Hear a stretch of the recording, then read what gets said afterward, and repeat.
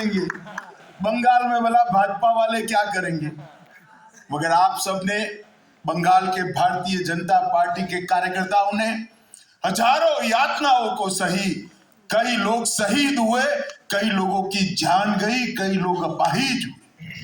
Bharatiya Janata party की स्थापना से लेकर आज तक अगर सबसे कड़ा और बलिदानी संघर्ष किसी ने किया है तो मेरी पश्चिम बंगाल भारतीय जनता पार्टी के कार्यकर्ता। और आज इसका नतीजा देखिए, विधानसभा में एक भी सीट नहीं थी। शुभेंदु के नेतृत्व में 77 विधायक आज हमारे विधानसभा में थे।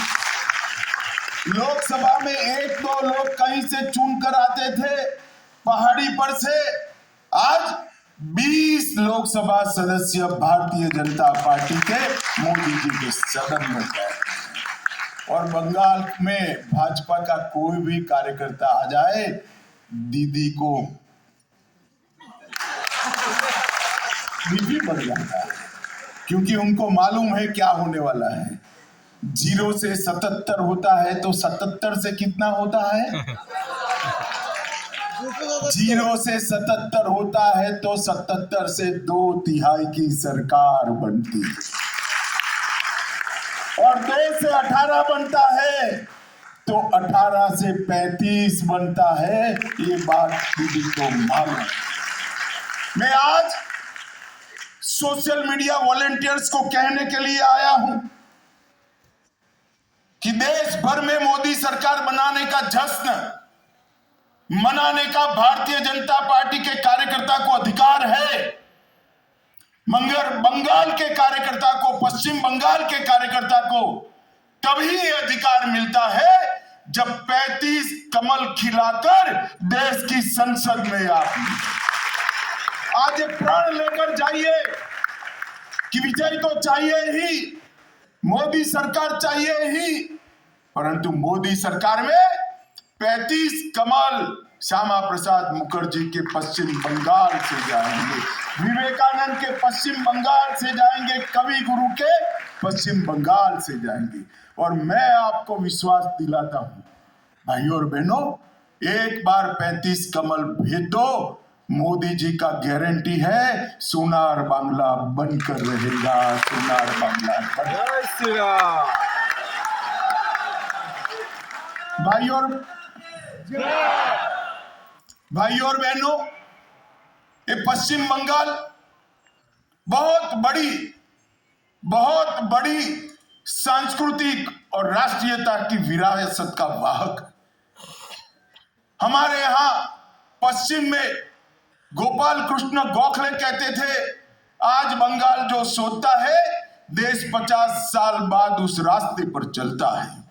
देश का आजादी का इतिहास उठाकर देख दो, आनंद मठ से लेकर खुदीराम बोस तक, अरविंद घोष से लेकर कई सारे, सुभाष बाबू तक, कई सारे लोगों ने भारत की आजादी का नेतृत्व, आंदोलन का नेतृत्व करने का काम किया।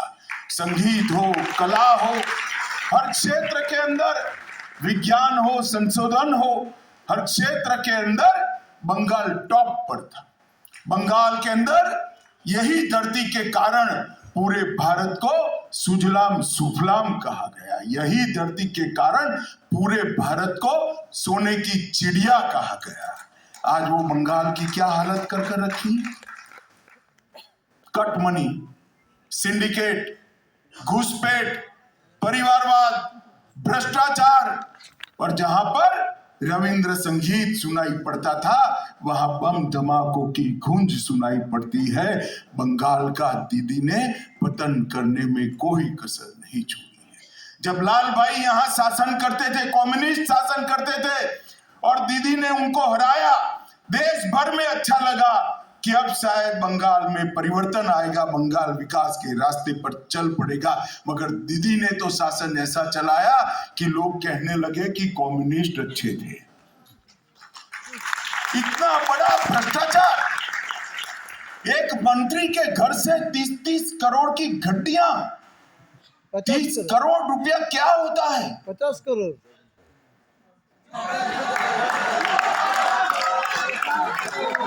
मैं सुधार कर लेता हूँ। एक मंत्री के घर से 50 करोड़ की नोटों की गड्डियां और ममता दीदी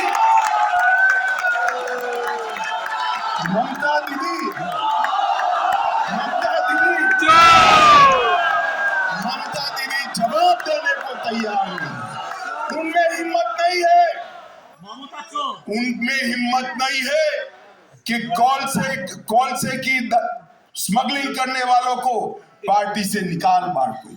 उनमें हिम्मत नहीं है जिन्होंने नौकरी देने में पैसा खाया उनको पार्टी का नोटिस भी थमा दे। वो तो उनको गुरु बताती है, पार्टी का सिपाही बताती है। अब जिस पार्टी के सिपाही करोड़ों का भ्रष्टाचार करते हो वो पार्टी कभी बंगाल का भला कर सकती है क्या? कर सकती है क्या? मित्रों, हम सब भारतीय जनता पार्टी के कार्यकर्ता है। देश के हर राज्य में भारतीय जनता पार्टी की सरकार बने, हमारे सिद्धांतों की सरकार बने, वो हमारा लक्ष्य है। मगर बंगाल उसमें सबसे ज्यादा महत्वपूर्ण है, क्योंकि पश्चिम बंगाल में भारतीय जनता पार्टी की सरकार बनने का मतलब है घुसपैठ पूर्णतया रुक जाना और घुसपैठ को सील करना।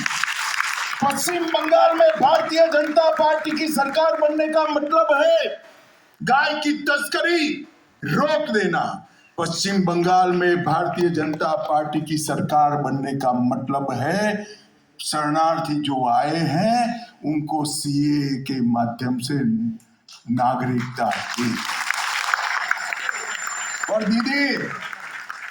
दीदी कई बार हमारे शरणार्थी भाइयों को गुमराह कर कि सीए होगा नहीं होगा, कानून बनाकर रुक गए।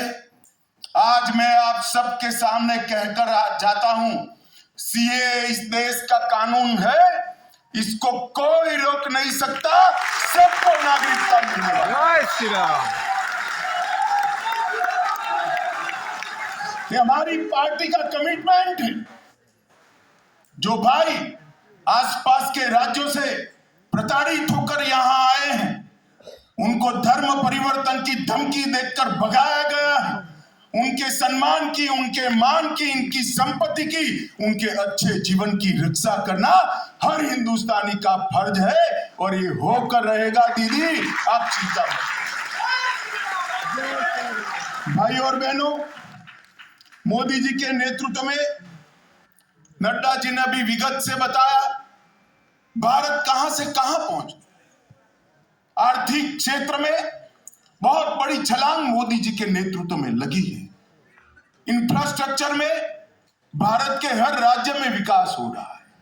गरीबों के जीवन में हर राज्य में परिवर्तन आ रहा है।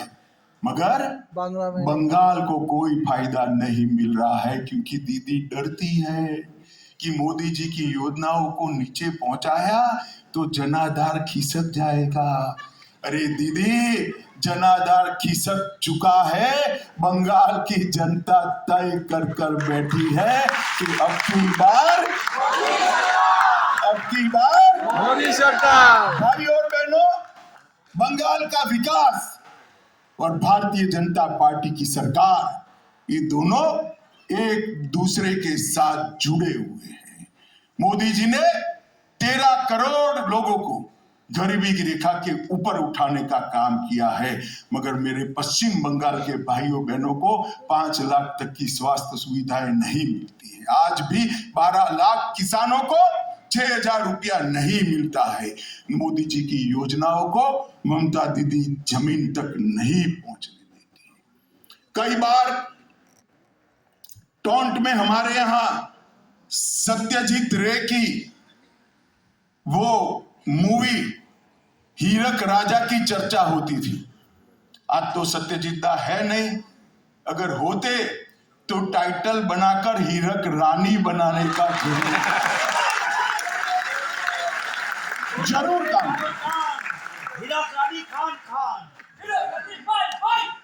मित्रों, पश्चिम बंगाल की आत्मा पर अत्याचार करने का काम ये ममता दीदी ने किया है।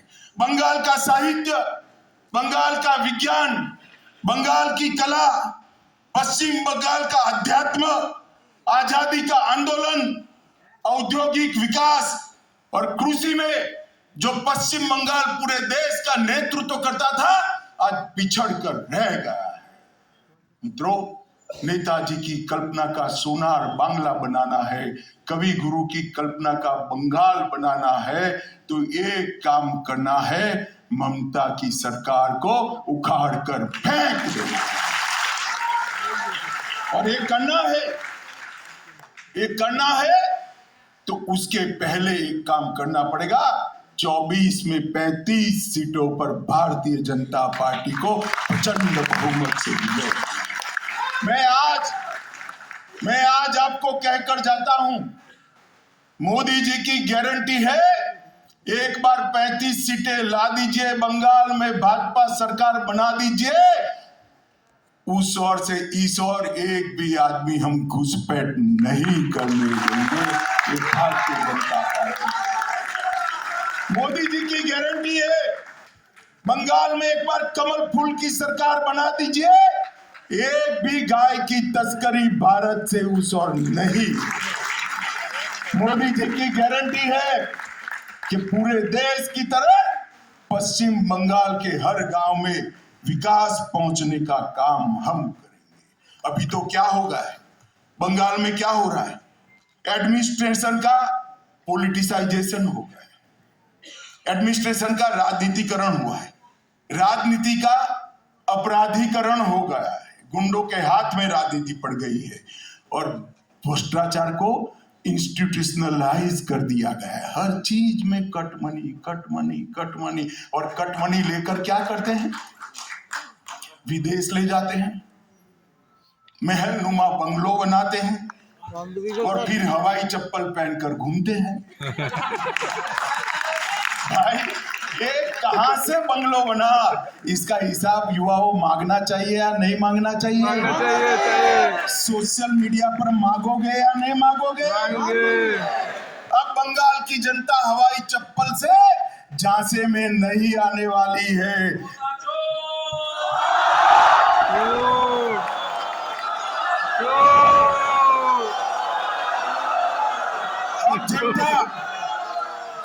अब जनता हवाई चप्पल के झांसे में नहीं आएगी, एक करोड़ों के बंगले का हिसाब मांगेगी, कट मनी का हिसाब मांगेगी, सिंडिकेट का हिसाब मांगेगी, घुसपैठ माफियाओं का हिसाब मांगेगी, कोल माफियाओं का हिसाब मांगेगी और ममता दीदी ये हिसाब देना।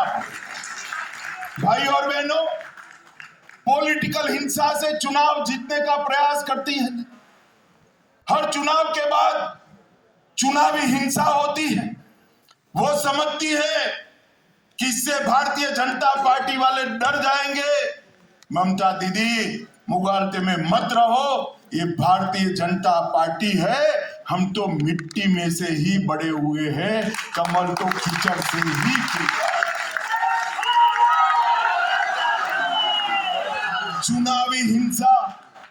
चुनावी हिंसा करना भूल जाइए।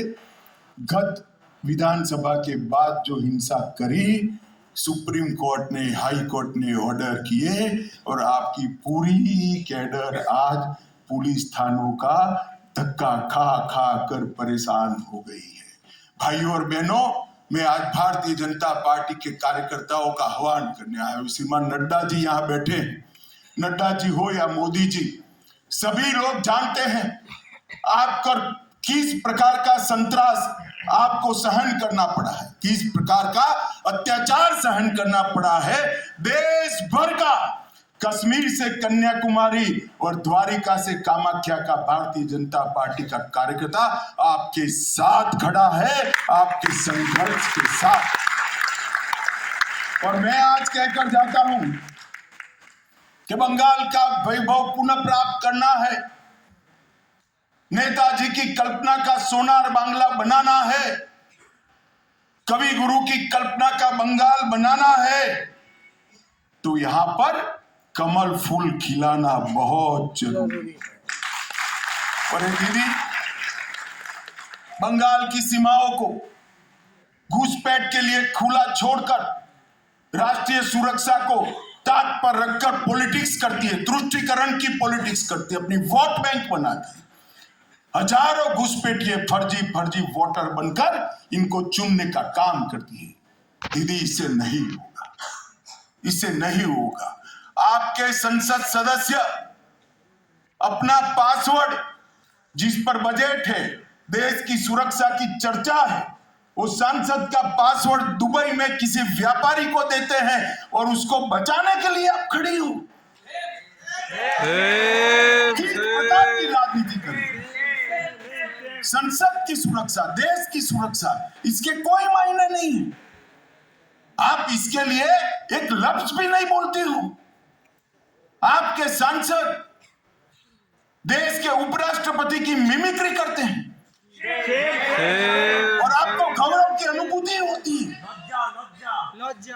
दीदी, पूरा बंगाल आज सवाल कर रहा है कि संवैधानिक पदों पर बैठे हुए व्यक्ति की मिमिक्री करना किसी को शोभा देता है?